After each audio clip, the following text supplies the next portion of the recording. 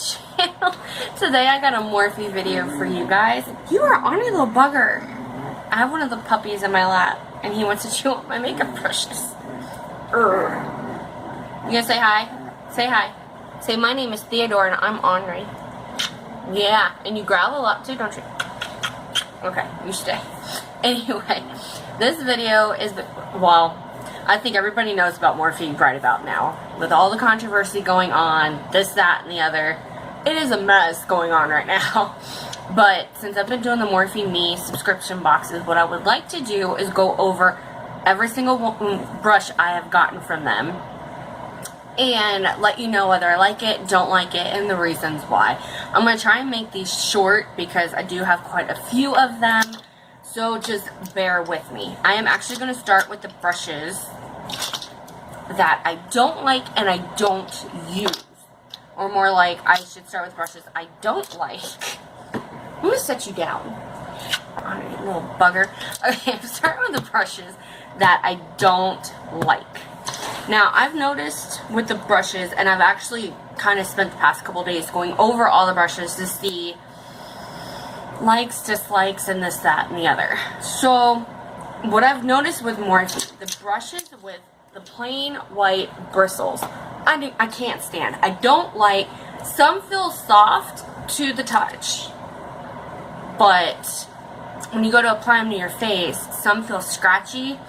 And the way some of them were sent to me, and I know I'm not the only one that views it this way, just because I've seen a lot of the videos. So I'm going to start off with this one here. This one is the Morphe M516, and it looks like this. It's an angled brush, and if you can tell, you already got strands that are frayed that are going this way, some going up, and some going this way. And honestly, I don't usually use angled brushes anyway. To me, it's just a waste of a makeup brush. And it goes for a lot of these. Like these, all of them have frayed bristles. This one, the one thing I don't like about this is that it is tapered. This one is the Morphe M528 brush. This is what I would use for baking. Now, when I go like this, it's okay. Like when I tap it. But if I go and swipe, it scratches. And when it's tapered, honestly, if you look at them, you can see bristles being sprayed everywhere. Like, they just come out. Yeah. And it'll scratch if you go like this. And when you're baking, you really want that product to stay there so your concealer does not crease. You don't get it with this brush, I can tell you that. I got someone moving underneath my foot. Alright. And the same goes for all three of these. So I have one that is the MB112. This one's, honestly, I don't know a use for this. It is basically just a big domed brush. Some people use it for concealer, contouring, what have you. Don't mind my husband moving in the background. I don't contour that much for me to fall for a brush like this. Okay, and these three are eye brushes. This one is a flat shadow brush. I basically don't like this one the same reason I don't like the others. They fray. And same goes for the M562 brush and the M517. They all fray, and I don't like them. And it's just no-go. Okay, I honestly just don't have a use for these. So A, I just don't use them, and two, I plan on like re-gifting these to friends and family that I know that could get some kind of joy or use out of them, because I don't use them. So the first set of brushes that I'm going to mention are from their Gunmetal collection. Now, a lot of these are, I love the feel of these. These are synthetic. Yeah, they are synthetic. This one right here is the only one I really kind of have an issue with, and it's because a lot of the bristles are already popping out, and I haven't even really used this. So that kind of bugs me. And I thought maybe if I washed them, that it would kind of just, I guess, like settle them down. Yeah, no, it didn't. But this one is the Morphe G1. I'm going to stop saying Morphe. I mean, obviously, you can tell this is a Morphe video. And I just don't use it. I have other brushes from different brands that I use. And the rest of these are a lot of contour brushes. This one's a flat contour brush. This one is the G41, and I don't contour that often for me to like a brush like this, so that's just going. This one is a small powder brush. This is the G40, and I don't use it. This one is the G38. This is a small, I think this is supposed to be like a concealer brush or whatnot. I don't use brushes for concealer, so that's not one for me. This is a G34, and it is kind of flat and domey at the same time, but it also sheds. I don't know if you can see the hairs just popping out of these. This one, I absolutely hate this one. I've tried it so many times, so many ways trying to make this work. It just doesn't. This is the G33. This is actually supposed to be a highlighter brush. And I've tried highlighting with this. It just, I cannot get it the way I need it to. So this is a no-go. Alright, next set of brushes. These are kind of random. This one came in a set. I think this was like the first set of brushes I got from Morphe. This is like their exclusive kind of thing. I forgot what it was. I think it was for like breast cancer or something like that. They gave us a set of brushes that kind of, they look gunmetal, but they're darker than the original gunmetal. See, you see the difference. This one is supposed to be a flat contour brush. Like I said, I don't usually contour. And since this is so densely packed, a lot of people who like really good, hardcore, strong contour would love this. Me, no, that's not for me. Next thing, this is the Morphe M436. It's just a simple brush. Now, to be honest, I like the e.l.f. $3 brush better than this one. To me, it's not, I don't know. It doesn't do the same thing as the e.l.f. one does. This, I don't know how to explain it. I don't think I even have my e.l.f. one anymore. Just because I had it for like 6 years and it was time for me to get a new one. So, yeah, that one went to, what would you call it? The makeup brush, like graveyard. Like, I know that's weird. I don't know what's wrong with me right now. It is late at night and I'm just like, but anyway, yeah, I don't like the way it blends in any of my moisturizers or primers or anything like that. It just leaves streaks versus the e.l.f. that doesn't do that. So that's a no-go. This one here, I was trying so hard to find a really good use for this. I have an obsession with big brushes, and I rarely use it. The issue I have with it, besides that I don't use it very often, is that this thing like sheds hair like really bad. It's soft, don't get me lying to you. This, oh, by the way, this is the M551, and it looks like this. It is a big brush. It is tapered towards the top. So I even try contouring, you know, not really contouring, but you know, like a soft contour kind of thing, going around the face. That's the only thing I can find this for, but otherwise, that's all I can use it for. But otherwise, I don't use it that often. So, let's see if I can find it at home. These other ones, I have two lip brushes. One is the G19, and the other one is MB19. And there's nothing wrong with these per se. I just don't use lip brushes. So that's why I'm going to rehome these. Okay, next one. This one is one of the other special.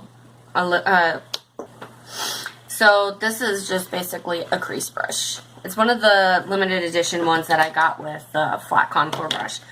And to me, for a crease brush, it's not dense enough. Like, it just feels like there's too little bristles in here for me to get the right pigmentation on a shadow that I would prefer for my crease.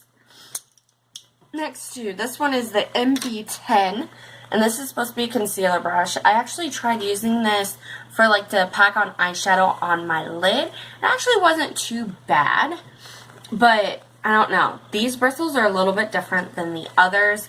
I'll have to look it up and see. I don't know about these, but they are different than the others. And then the last one on this one, this is the M560. I don't remember what this one was for, but it's like a thin, rounded tip. Like, you could almost use it for underneath your eye to do your lower lash line, but I don't know. I have other brushes that I like better, so there's no point of it being stuck in my makeup collection when somebody else can be using it and enjoying it. So there's that. The last brushes are my top. I love brushes. I won't get rid of brushes. I love these brushes. Okay, I'm going to start with the eye brushes because I only have 3. 2 are actually pencil brushes. So I have this one. This is the E36, and it looks like this.